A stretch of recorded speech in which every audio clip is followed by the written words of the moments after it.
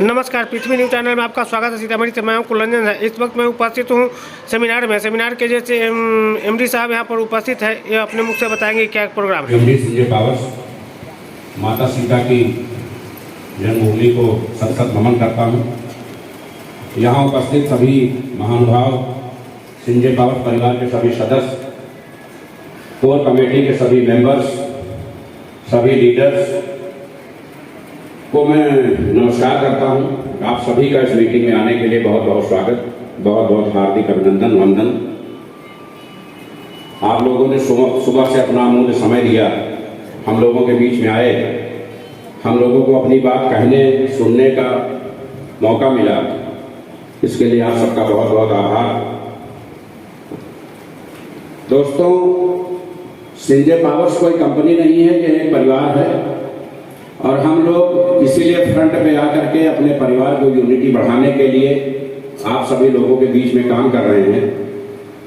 क्योंकि हम तो नेटवर्क इंडस्ट्री में अपनी पूरी लाइफ कंज्यूम किए हैं। गूगल पे आप सर्च करेंगे तो बहुत कुछ डिटेल मिल जाएगा। इस बार यूपी सरकार ने हमें लाइफ टाइम अचीवमेंट पुरस्कार दिया है इस सेक्टर्स के लिए।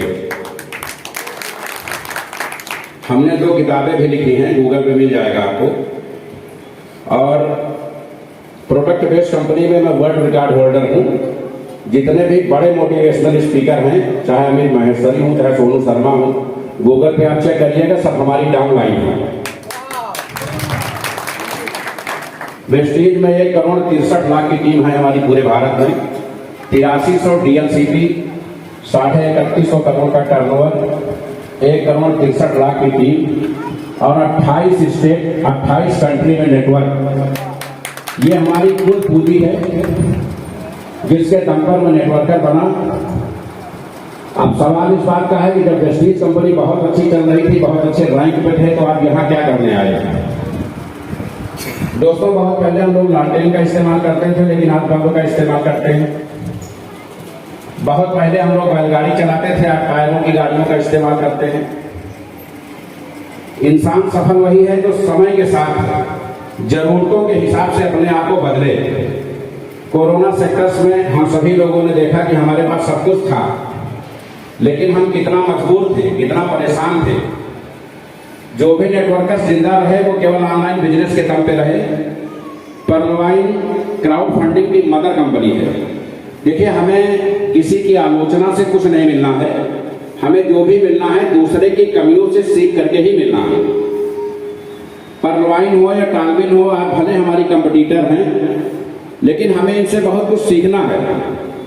मैं आप लोगों को एक घटना, जो लोग गेट के बाहर जा रहे हैं वो केवल 5 मिनट बैठ जाएं, आने जाने का क्रम आप लोग रोक दें। मैं घड़ी के देखे केवल 10 मिनट आपके बीच में रहूंगा, उसके बाद आप लोग फ्री हैं। अगली बातें अगले महीने होंगी। आज कुछ जरूरी बातें जो आपसे बहुत जरूरी हैं। फ्रेश कंपटीशन का एक उदाहरण आपको देता हूं। माननीय इंदिरा गांधी के सुपुत्र संजय गांधी के बारे में आप लोग जानते होंगे। बहुत सारे लोग यहाँ राजनीतिक क्षेत्र से भी जुड़े हुए हैं।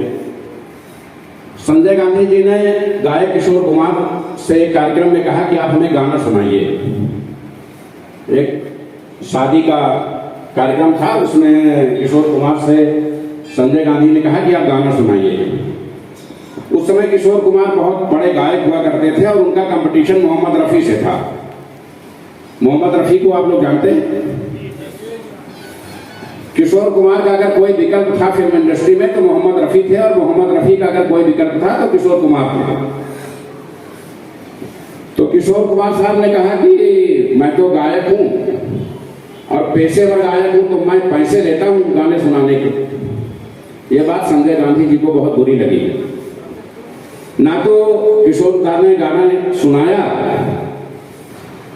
और ना उन्होंने गाना सुना। उनको ये बात इतनी बुरी लगी कि उन्होंने प्रसार भारती से लेके और रेडियो टीवी पे जितने भी चैनल थे वहां सब पे उनकी टेलीकास्टिंग गानों की रुकवा दी। 1 साल 3 महीने तक, आपको जान के बहुत आश्चर्य होगा, किशोर कुमार का कोई भी गाना किसी टीवी किसी रेडियो में नहीं बजा। 1 साल 3 महीने तक कोई भी गाना नहीं बजा। क्योंकि जब देश की सत्ता किसी चीज को मोर्चे में ले लेती है, टारगेट में ले लेती है, तो उसका करियर अपने आप ध्वस्त हो जाता है। पता नहीं किस तरह ये बात मोहम्मद रफ़ी को पता चली कि किशोर कुमार के साथ ऐसी प्रॉब्लम हो गई है, उनके सारे टेलीकास्ट और रिलेकास्ट रोक दिए गए। क्योंकि मोहम्मद रफ़ी को इंदिरा गांधी बहुत मानती थी, उन्होंने इंदिरा गांधी जी से कहा कि मुझे पता चला है कि किशोर दा के साथ ऐसी ऐसी घटना हुई है, तो मैं चाहूंगा कि जो भी प्रतिबंध है उसको तत्काल हटाया जाए। इंदिरा गांधी जी ने आदेश दिया, सारे उनके ऊपर जो प्रतिबंध थे हट गए, उनके गाने पूरा प्रसारित होने लगे। ये घटना बीबीसी के एक इंटरव्यू में किशोर दा ने खुद बताई। इसको कहते हैं फ्रेश कंपटीशन। कंपटीशन अपनी जगह है, लेकिन अगर कोई आदमी संकट में है तो उसके साथ हमको खड़े होना है। आज परवाइन में हजारों करोड़ों निवेशकों का पैसा डूब रहा है। 26 लाख लोग, 87 लाख आईडी। सेम यही स्थिति सहारा इंडिया की है। बहुत सारे निवेशक सहारा के यहां होंगे। सहारा इंडिया के खाते में इतना पैसा है कि सभी निवेशकों को 2-2 बार पैसा दिया जा सकता है। कोर्ट ने भी कई बार ऑर्डर दिया, सेबी ने भी कई बार रिकमेंड किया। गवर्नमेंट या राजनीतिक स्थायित्व कह लीजिए, कुछ ऐसा शिकार है क्योंकि गवर्नमेंट को अंबानी और अडानी को बढ़ाना है, इसलिए वो फंड रिलीज नहीं हो पा रहा है। लेकिन सरकार की राजनीति में पिस रही है जनता, और हम सभी लोग सहारा को दोष देते हैं। सहारा को दोष नहीं देना है, दोष सरकार की नीतियों को देना है।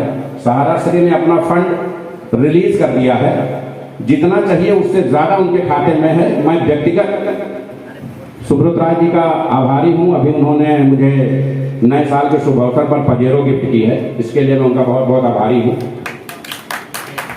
सहारा श्री ने इस देश को जो मुकाम दिया, अगर सरकार उनको डिस्टर्ब ना करती तो मैं समझता हूं देश का सबसे बड़ा बैंकिंग उपक्रम सहारा इंडिया तैयार होगा। सुब्रत राय के खाते में इतने पैसे हैं कि निवेशकों के पैसे 2-2 बार दिए जा सकते हैं।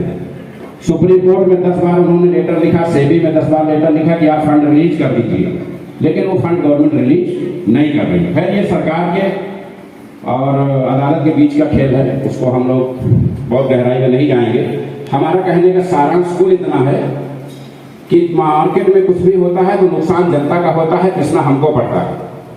परवाइन ने अगर जो 32 लाख का पूल जिसका सपना दिखाया था, अगर पूरे देश में केवल 10 लाख लोगों को 32 लाख रुपए रिलीज कर दिया होता तो आज संजय पावर का जन्म नहीं होता।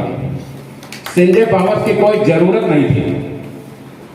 और अगर वाकई में परवाइन ने 10 लाख लोगों को 32 लाख रुपया दे दिया होता तो जो हम महीना 2 महीने में इंडिया में नंबर 1 होने जा रहे हैं, हमको 10 साल लगता उस कंपनी से लड़ने में। 10 साल लग जाता पूरा वहां लड़ाई करने में, क्योंकि लोगों का जहां ट्रस्ट होता है वहां लड़ाई नहीं हो पाती। बहुत समय पहले जब परवाइन अपने चरम पे थी, उस समय परवाइन ने आईडी लगाना बंद कर दिया। हमने एक सॉफ्टवेयर बनवाया जिसका नाम था टालविन। टालविन से आप लोग परिचित हैं, नाम सुना आप लोगों ने? क्योंकि सेम कंसेप्ट था, सेम प्रिंसिपल था और परवाइन की ही कॉपी थी। सॉफ्टवेयर बन के तैयार हुआ। कंपनी जब लॉन्च होना हुआ तो एक समस्या आई। समस्या ये आई कि जो भी लोग बोर्ड में मेंबर थे, उन्होंने कहा कि हम फ्रंट पर आकर कोई काम नहीं करेंगे। हमने कहा हम फ्रंट पे आके काम करेंगे और लाइसेंस लेके काम करेंगे, क्योंकि हमने अपने लाइफ में जो कुछ भी बनाया है। मैं थोड़ा सा अपने बारे में आपको जानकारी दे दूं। मैं आशीष सिंह सिसोदिया, उत्तर प्रदेश में लखनऊ के बगल एक बहुत छोटा सा जिला है बाराबंकी, वहां का मैं मूल निवासी हूं। हमारे ग्रैंडफादर सुभाष चंद्र बोस के गनर थे, आजाद हिंद फौज में मेजर थे। हमारे मदर फादर सरकारी टीचर थे, अब रिटायर हो गए हैं। और हमारी धर्मपत्नी अयोध्या में बाल विकास परियोजना अधिकारी है। मैं खुद एक ऐसे पोर्टफोलियो से हूं। मैं 96 बैच का MSc AD gold medallist from the Nehru university. Networking हमारा फील्ड नहीं है, हमको कहीं प्रोफेसर होना चाहिए था। कल्याण सिंह सरकार में खंड विकास अधिकारी में हमारा चयन हुआ था, हमने रिजाइन कर दिया। आज किसी जिलों के CDO होते हैं, लेकिन चूंकि नेटवर्किंग करके करोड़ों लाखों परिवारों को सजाना था, ये मौका आप सभी के द्वारा मिलना था, आज हम यहाँ हैं। मैं बेसिकली अपने नेटवर्किंग करियर की शुरुआत MBA से किया और माननीय गौतम बाली जी ने मोदी केयर से नेटवर्किंग की शुरुआत किया। हम सभी लोगों ने जब विस्टीज बनाया 2004 में, तो लोग ये कहते थे कि ये ना एमवे में कुछ कर पाए हैं और ना ये मोदी केयर में कुछ कर पाए हैं, और दोनों लोग निश्चित ही ये नई कंपनी जो बनाए हैं इससे लोगों को लूट लेंगे, ये लोगों को कहते थे। और जब मैं किसी से प्लान देता था तो उसको अकेले बुला के समझाता था आदमी कि भाई आप तो इतने पढ़े लिखे हो, साइंटिस्ट हो, आप जाके कहीं नौकरी पाए